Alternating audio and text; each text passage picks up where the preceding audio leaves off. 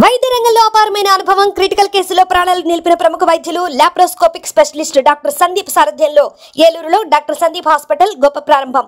October 23 గురువారం ఉదయం 11 గంటలకు అత్యాధునిక పరికరాలతో కొత్తగా ప్రారంభించబడుతున్న డాక్టర్ సందీప్ హాస్పిటల్ ను ఏలూరు ఎమ్మెల్యే బడేటి చంటి గారు, దెందులూరు ఎమ్మెల్యే చింతమనేని ప్రభాకర్ గారు, ఏలూరు మేయర్ షేక్ నూర్జహాన్ పెదబాబు గారు, APSRTC Vijayawada zonal chairman Reddy Appalanaidu గారి చేతుల మీదుగా ప్రారంభిస్తారు. ఏలూరుకు చెందిన ప్రముఖులు డాక్టర్ సేనం విజయమోహన్ రావు గారు, బార్ అసోసియేషన్ అధ్యక్షులు కోని సీతారామరావు గారు, 37వ డివిజన్ కార్పొరేటర్ పృథ్వీ శారదా సోము గారు, మన్నా చర్చ్ బిషప్ ఎలిషారాజు గారు, పాస్టర్ జ్యోతిరాజు గారు పాల్గొంటారు. మా address doctor Sandeep hospital, RR Peta, Venkateswara Swamy temple road, Eluru.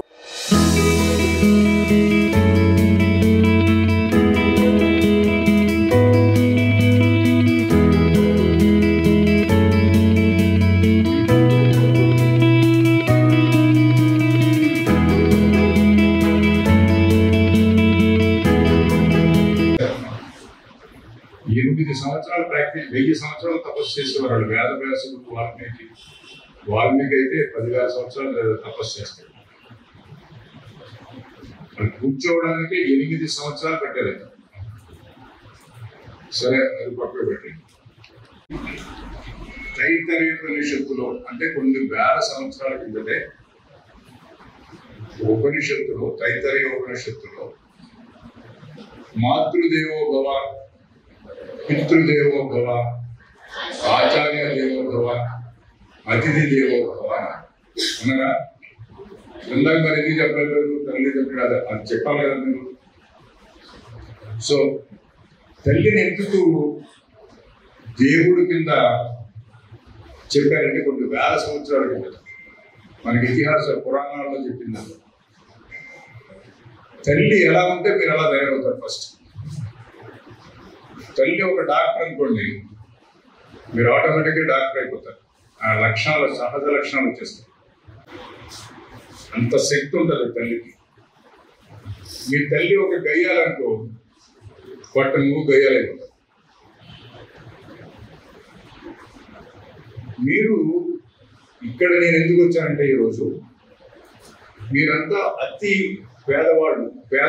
పేదవాళ్ళ కుటుంబంలో ఉన్నారు.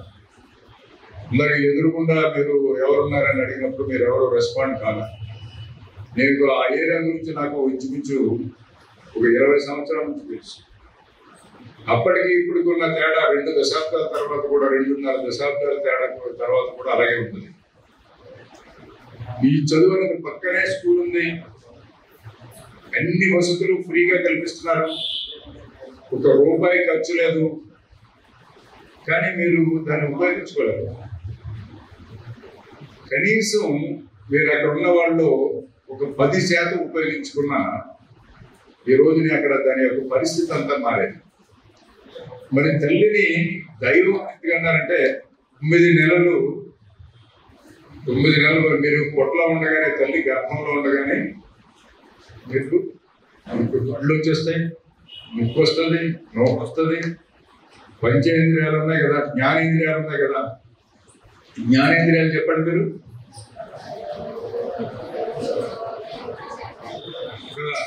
అన్ని ఇక్కడ పెట్టాడు, కళ్ళు, ముక్కు, నోరు, చెవులు.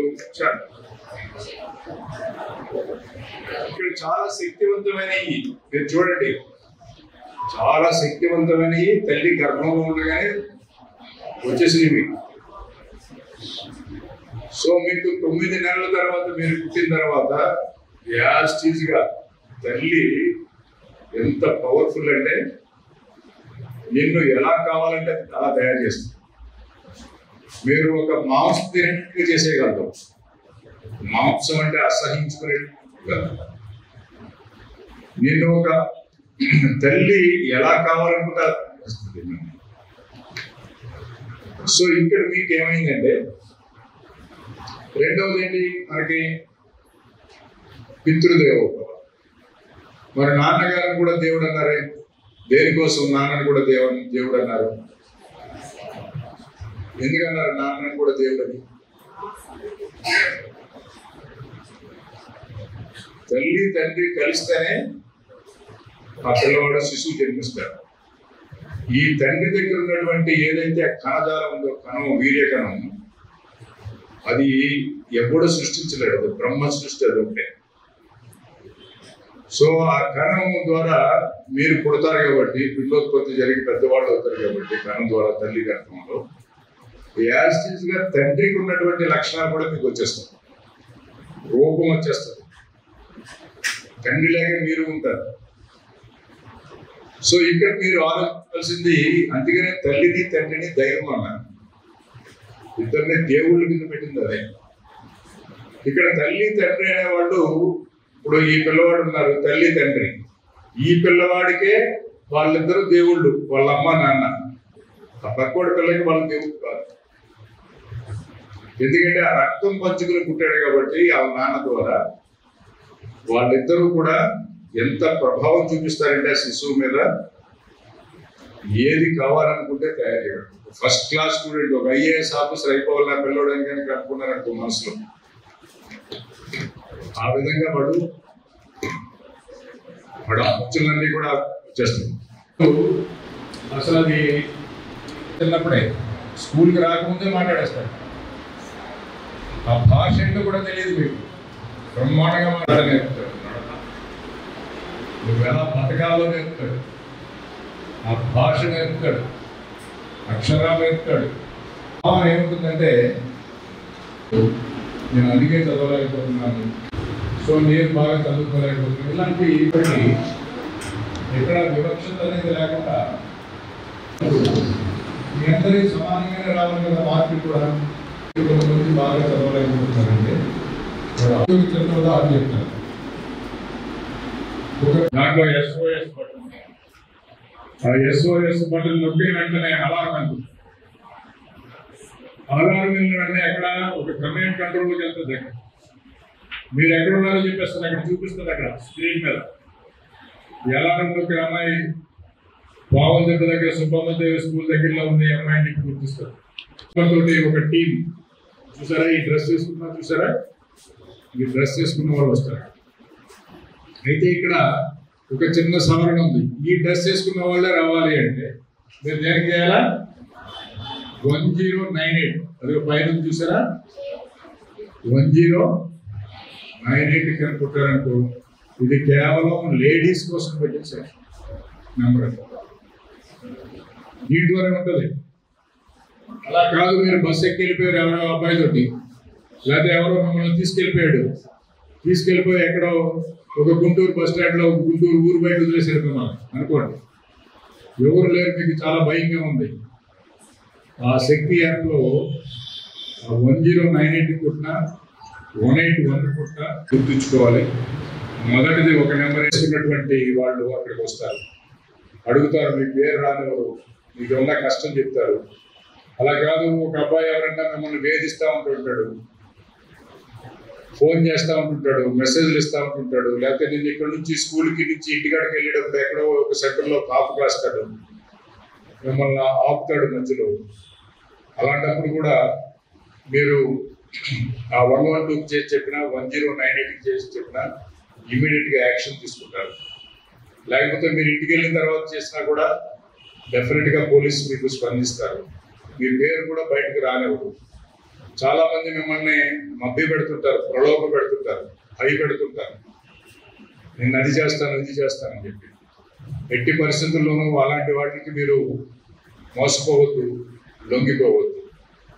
రెండవది, మీకు ముఖ్యంగా మీరు సెల్ ఫోన్ యూజ్ చేసే వాళ్ళైతే చాలా జాగ్రత్తగా యూజ్ చేయాలి. దీన్ని చాలా ప్రమాదకరమైనటువంటి సెల్ ఫోన్ ఇది. మనం జాగ్రత్తలు తీసుకోవాలి, భయపడద్దు, జాగ్రత్తలు తీసుకోవాలి. జాగ్రత్తల్లో మొదటిది ఏంటంటే, మీ ఫోన్ ఎట్టి పరిస్థితుల్లోనూ సెల్ ఫోన్లో డౌన్లోడ్ చేయకూడదు. మీరు కేవలం కెమెరా తోటి ఫోటో తీసుకున్నా కూడా దీంట్లో స్టోర్ అయిందంటే క్లౌడ్లోకి వెళ్ళిపోతుంది.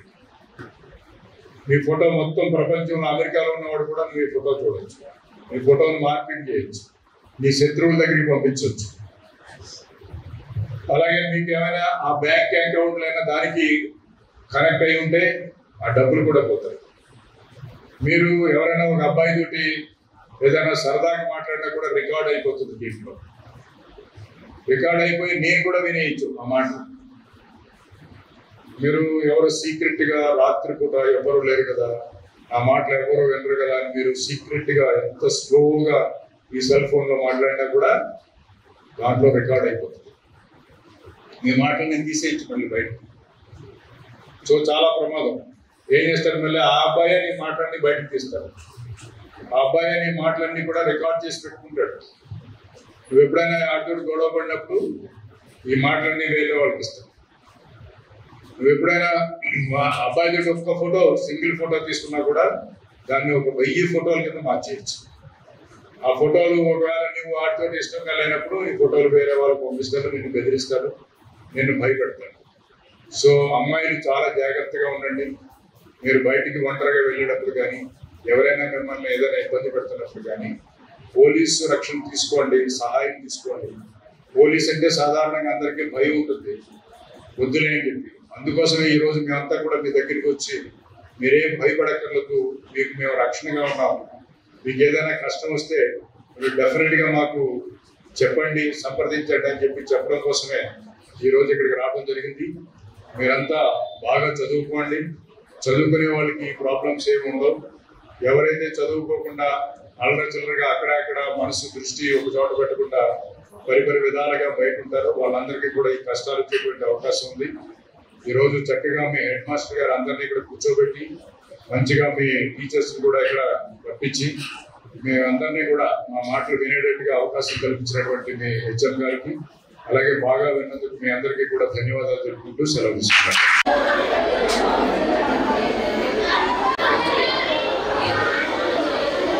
ఈరోజు ఏలూరులోని సుబ్బమ్మదేవి హై స్కూల్లో శక్తి టీం తరపున విద్యార్థులకు అవేర్నెస్ ప్రోగ్రాం కల్పించడానికి, అలాగే విద్యార్థులు ఈ యువత కొన్ని అసాంఘిక కార్యకలాపాల బారిన పడటం, కొన్ని దురలవాట్ల బారిన పడటం వలన వాళ్ళ ఒక అవేర్నెస్ కల్పించడం, వాళ్ళ ఎవరైనా అలవాట్లకి, చెడు అలవాట్లకి గురైన వాళ్ళు ఉంటే వాళ్ళని గుర్తించడమే కాదు, వాళ్ళని సమాజం దృష్టికి కూడా తీసుకురావడం, వాళ్ళ హెడ్ మాస్టర్ కానీ, వాళ్ళ అధ్యాపక బృందం దృష్టికి కానీ, అలాగే పోలీసు దృష్టికి కానీ, అలాగే శక్తి యాప్ డౌన్లోడ్ చేసుకోవడంలో కానీ, అలాగే శక్తి యాప్లో ఉన్నటువంటి అనేక రకాలైనటువంటి సౌకర్యాలను ఉపయోగించుకోవడంలో కానీ, 112 నెంబర్ని కాల్ చేసి సమాచారం ఇవ్వడంలో కానీ, అలాగే 10982, అలాగే 1972 గాంజాకి సంబంధించి ఇలాంటి విషయాల్లో ఈ విద్యార్థులకి అవేర్నెస్ ప్రోగ్రామ్ని కల్పించడానికి ప్రోగ్రామ్ని ఏర్పాటు చేయడం జరిగింది. దానికి మన సుబ్బమ్మదేవి జడ్పీ హై స్కూల్ యొక్క హెడ్ మాస్టర్ గారు, ప్రిన్సిపల్ గారు, అలాగే ఇతర అధ్యాపక బృందం, అలాగే ఏలూరు శక్తి టీం వాళ్ళందరూ కూడా దీనికి సహకరించారు. నేను విద్యార్థులకి ముఖ్యంగా మనవి చేసేది, బాగా చదువుకోవాలి, ఎటువంటి చెడు అలవాట్లకి లోన్ కావద్దు, అలాగే ఈ సెల్ ఫోన్లో దాన్ని చెడుగా ఉపయోగించవద్దు అని చెప్పి వాళ్ళకి చెప్పడం జరిగింది. సెయింట్ జోసెఫ్ విద్యా సంస్థల చైర్మన్ మహాఘన జయరావు పొలిమేర గారి సారథ్యంలో secretary and correspondent reverend father G Moses గారి స్వీయ పర్యవేక్షణలో సుశిక్షితులైన డెంటిస్టులను తయారు చేయడంలో అహర్నిశలు కృషి చేస్తోంది Saint Joseph dental college and hospital. Spacious library, well equipped lab, oral microbiology and nanoscience research center for better academic experience. Education delivered by highly skilled teaching professionals, accredited with NAC A grade. BDS మరియు MDS లలో admissions కొరకు సంప్రదించండి. Dentist కావాలనే మీ లక్ష్య సాధనలో మీకు తోడ్పడుతుంది Saint Joseph dental college and hospital, Duggirala, Eluru.